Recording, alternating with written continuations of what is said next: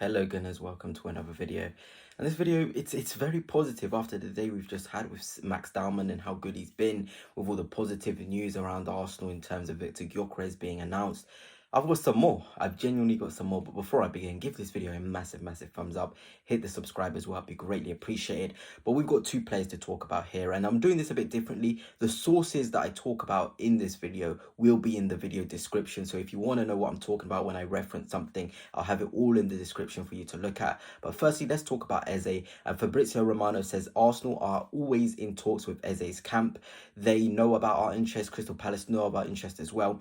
But there's this certain thing with the release clause, and HandofArsenal, however you want to reference him on Twitter, actually did say yes, Arsenal have also been in talks with Eze's camp, as FabrizioRomano has said, but they want to do this in the most professional way. Eze wants to come to Arsenal. He wants Arsenal, but he wants to leave Crystal Palace in a very honourable way. And we saw what happened with Morgan Gibbs-White, especially when it's around about a release clause. You have to be very careful. You have to be as respectful as possible. And Arsenal, without communicating their interest to Crystal Palace first, it would be a breach of that release clause. So Arsenal want to handle it in the right way possible. We had some news about Reiss Nelson as well, set to leave the club and go to Fulham. Will be linked in the description as well. That source, it was from David Ornstein and FabrizioRomano. So Arsenal are working on the outgoings. They're trying to get as many players out of the club, get the profit, get the money needed to pay Eze, because ultimately we could do this release clause anytime. It's up to us. We can just say to Crystal Palace, hello Crystal Palace, we want Eze, we're ready now to pay the release clause. They cannot really do that much, especially with Eze's desire to come to Arsenal too. And Crystal Palace, they've always been, okay, it's release clause or nothing, and we have to respect that. We can go around the release clause, maybe find a better structure for the release clause, but this general idea is that not Liverpool, Eze wants to come to Arsenal, and Crystal Palace only want it to be via the release clause. They've got European football. They've just signed a really good attacker as well. They're ready to stack up on top of Eze rather than replace him. So I genuinely think this will have to be a release clause deal. And there's also extra sources coming out from Arsenal that Eze has actually got this confidence that he will join Arsenal. The camp of Eze think he will join Arsenal. So that's always a positive thing when you've got the players' camp that's sort of confident that they're going to join a club. It's genuinely a good thing for Arsenal. You know, we want players that have this desire to come to the club and are ready to come to the club. And it seems as though also in that sort of confidence of the Eze camp, that Arsenal have communicated good news to Eze that they will get this deal done one way or another. You know, you don't just have this confidence out of nowhere. It's very rare, especially when it's Arsenal, that they come out and say X camp thinks they will join Arsenal, Y camp thinks they'll join Arsenal. That's very rare. So I'm genuinely confident of that. And when I was watching today's game, I don't know about you, the amount of opportunities that Trossard and Martinelli got to go 1v1 against their man, my mind strictly just went to this. Imagine if that's Eze picking up the ball in those areas and how much better he would be. You know, I tweeted out on my Twitter at TMTalkSport if you don't follow already. Imagine if a better player was receiving the ball out wide than a Martinelli and Trossard. And this is no disrespect to both of those players because they are good in their own right. But I'm just thinking about being as dynamic and potent as possible. I think Eze will take us leaps and bounds on that left-hand side. I think that's the one position where I look at Arsenal and be like, we need a world-class player here. We need somebody to be able to lift us more levels up. You know, we've already got great floor in terms of the squad. We added Gyökeres, we added Mosquera, Norgard. Zubimendi was phenomenal against AC Milan. He was phenomenal again against Newcastle. So what's that next step? Level raisers. And Eze is a level raiser. And that's the sort of guys we've got to be looking.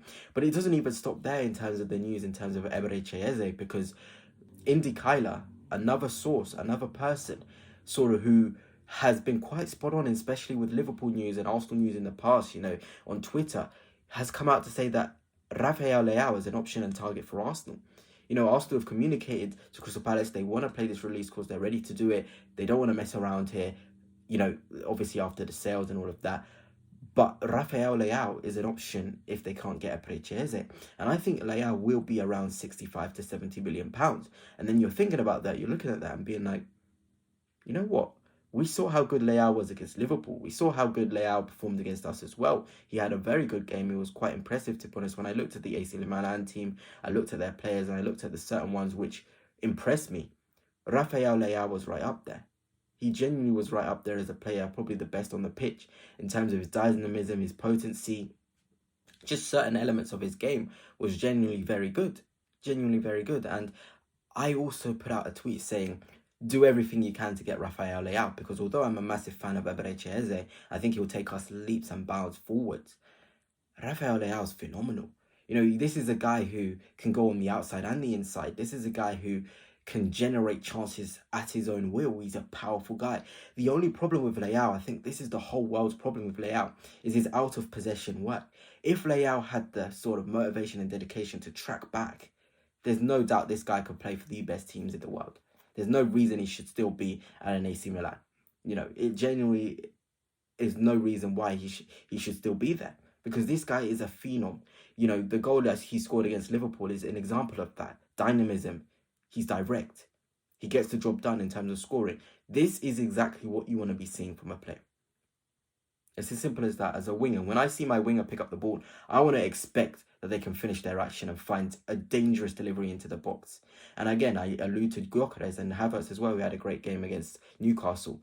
Those are the guys who will feast the most off of a Leao profile. Because literally, if you watch a Leao sort of comp of 90 minutes, he beats his man and puts a dangerous chance at least minimum twice. Minimum twice is unreal. You know, and that's with limited touches. Against Liverpool, he had 30 touches. He gets a goal and an assist. Do you know how effective that is as a player to get 30 touches? I'm only just thinking, imagine if Leao's in a better team. The things he could do is unreal. You know, I even want to be greedy because I absolutely love Eze as a player. I genuinely believe Eze is a phenomenal player. He's got so many strings to his bow, and he will help Arsenal certainly in the middle. Because when I look at Arsenal right now, I look at Ødegaard, and I'm just thinking, if an Eze is picking up the ball in the spaces and driving, he'd be so good. You know, I also look at sort of Ranieri, who played and started against Newcastle.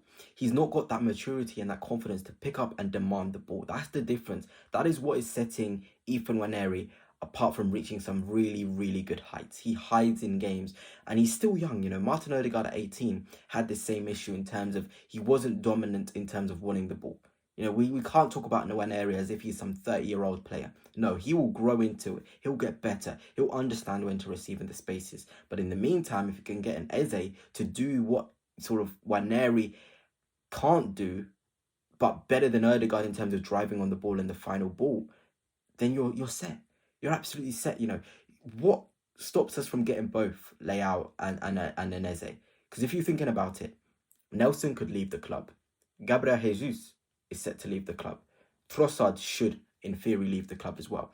You're left with Martinelli on the left as your only option.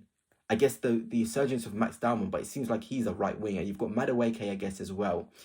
You know, you're almost thinking now, let's stack up on these good players and level raises. And maybe that's me being greedy, but like I said, I'm not saying don't get Eze. I love both Leao and Eze, and either one of them would be really, really good. But when you're seeing Liverpool and how they're spending, what's stopping us from getting both?